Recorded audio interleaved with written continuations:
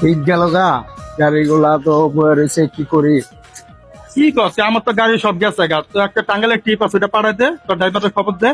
পরিস্থিতি কখন এটা ঠিকটা? এই যে আধা ঘন্টা ঘন্টাখানেকের ভিতরে দিয়ে দিই, তাহলে আমার তো গাড়ি একটাও নাই, সব গেছে গা। আবার কক্সবাজারের ট্রিপ আছে তোমার রকম এখন? না না, পাঠাই দে, ওটা তো তখন তো কক্সবাজারে আচ্ছা ঠিক আছে, রাখবি। ফোন লাগা।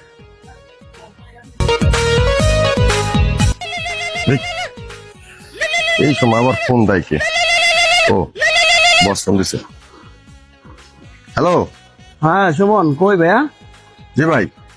কখন আইছো? ভাই আমি যে কেবলই আসলাম।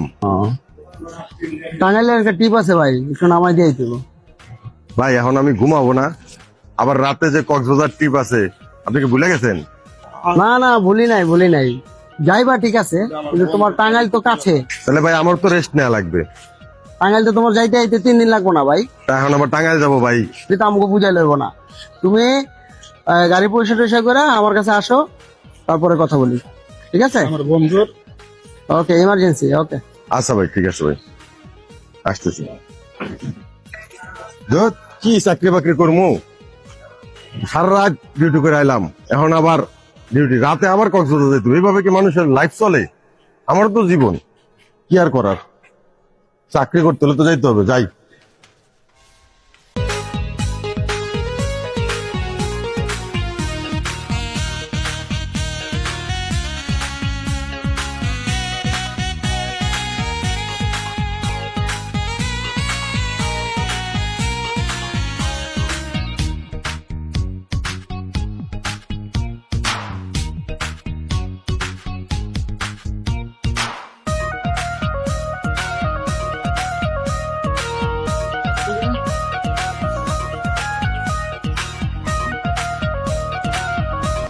আসসালামু আলাইকুম ভাই। ভাই সারা রাত তোর ঘুমা থাকলাম, আপনি তো জানেন। এখন একটু আমার রেস্ট নেওয়া দরকার, রাতে আমার কক্সবাজারের ট্রিপ আছে। রেস্ট না নিলে আমি কেমনে যাবো কোন ভাই? ভাই সবই বুঝছি, কিন্তু তোমরা তো আমার দিকটা দেখো। তো দেখলামই তো ভাই। তোমার কক্সবাজার যাইবা রাত্রে, এখন বাজে সকাল 10টা, তুমি টাঙ্গাইল যায় নামাই যাইতে কতক্ষণ লাগবে ভাই?